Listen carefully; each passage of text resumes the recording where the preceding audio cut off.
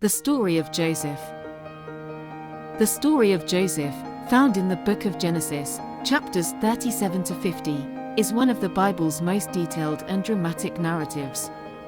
Joseph, the 11th son of Jacob and the first son of Jacob's beloved wife Rachel, goes from being a favored son to a slave, a prisoner, and finally the second most powerful man in Egypt.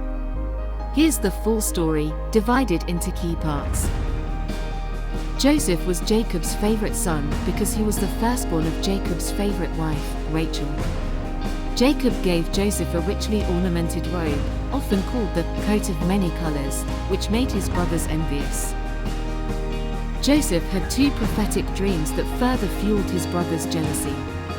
In the first dream, his brothers' sheaves of grain bowed down to his. In the second dream, the sun, moon, and 11 stars bowed down to him, symbolizing his family honoring him. His brothers and even Jacob rebuked him, but Jacob kept it in mind. One day, Jacob sent Joseph to check on his brothers, who were tending their flocks in Dothan. Seeing him coming, his brothers plotted to kill him out of jealousy. Reuben, the eldest, convinced them to throw Joseph into a dry cistern instead, intending to rescue him later. However, while Reuben was away, the brothers sold Joseph to a caravan of Ishmaelite traders for 20 pieces of silver. The brothers then took Joseph's robe, smeared it with goat's blood, and showed it to Jacob, who assumed a wild animal had killed his son. Jacob was heartbroken and mourned deeply. The Ishmaelite traders brought Joseph to Egypt, where he was sold to Potiphar, an officer of Pharaoh and captain of the guard. God was with Joseph, blessing him and making him successful in all he did. Potiphar noticed this and promoted him to head of his household, entrusting him with everything. However, Potiphar's wife tried to seduce Joseph. When he refused, she accused him of trying to assault her, showing his garment as false evidence. Potiphar, enraged, had Joseph imprisoned. Even in prison, God continued to favor Joseph, who gained the trust of the prison warden and was put in charge of the other prisoners. While in prison, Joseph met Pharaoh's chief cupbearer and chief baker, who had been imprisoned. Both had troubling dreams, which Joseph, with God's help, interpreted. The cupbearer's dream predicted his reinstatement in 3 days, while the baker's dream predicted his execution in 3 days. Joseph asked the cupbearer to remember him and plead his case before Pharaoh, but the cupbearer forgot him after being released.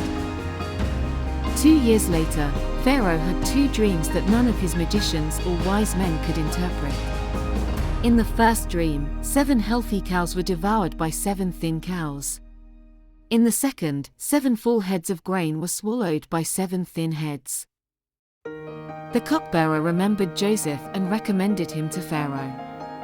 Pharaoh summoned Joseph, who interpreted the dreams, saying they predicted 7 years of abundance followed by 7 years of severe famine. Joseph advised Pharaoh to store surplus grain during the good years to prepare for the famine.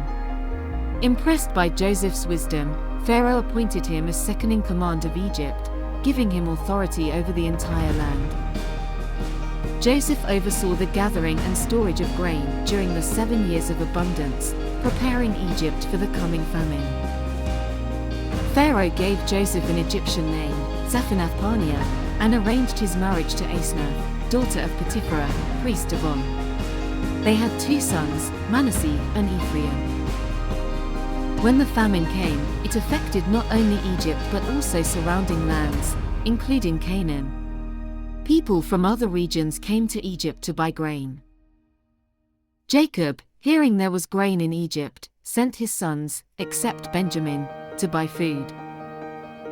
When Joseph's brothers arrived, they did not recognize him, but Joseph recognized them.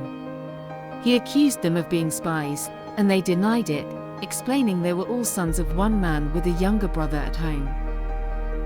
Joseph detained Simeon and demanded they return with their youngest brother, Benjamin, as proof of their honesty. He sent them back with grain and secretly returned their money in their sacks. After some time, when their food ran out, Jacob reluctantly agreed to let Benjamin go with the brothers to Egypt. When they arrived, Joseph hosted a meal for them but continued to hide his identity. He seated them in order of birth, astonishing them, and gave Benjamin extra portions of food. Before they left, Joseph secretly placed his silver cup in Benjamin's sack.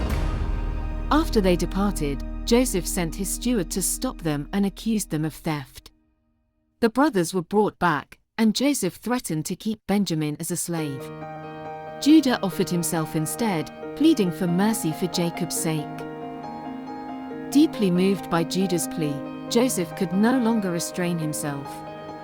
He sent away the Egyptians and revealed his identity to his brothers, saying, "I am Joseph."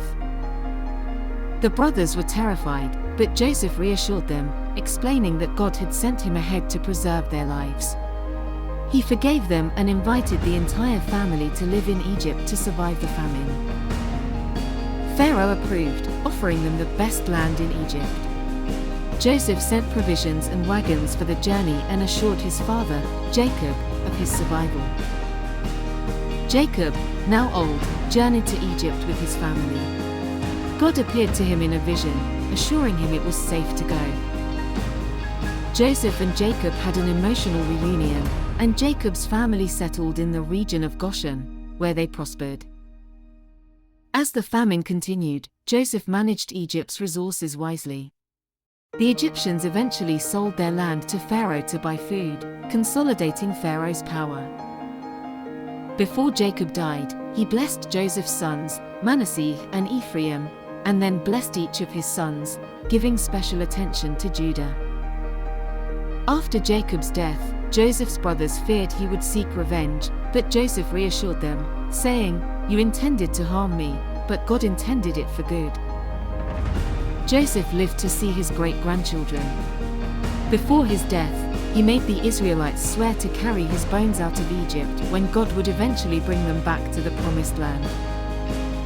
Joseph died at the age of 110 and was embalmed and placed in a coffin in Egypt, waiting for the day when his descendants would carry his bones back to Canaan. This powerful story illustrates themes of forgiveness, divine providence, and God's plans turning apparent misfortune into blessing. Joseph's faith and wisdom ultimately preserved not only his family but countless others, establishing a foundation for the future nation of Israel.